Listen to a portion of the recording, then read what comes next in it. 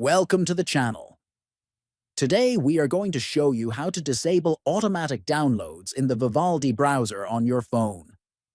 This is very useful if you want to prevent files from downloading without your permission. First, open the Vivaldi browser on your phone.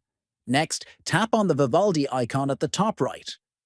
From this menu, scroll down and select the Settings option to access browser preferences. After that, scroll down and tap on Content Settings.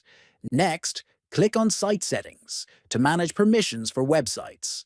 Then, scroll down until you find Automatic Downloads and tap on it. Finally, turn off the toggle to disable automatic downloads completely.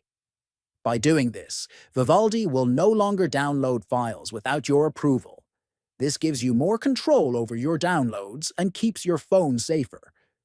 Don't forget to subscribe to the channel, like this video, and share it with friends. Thanks for watching, and see you in the next video.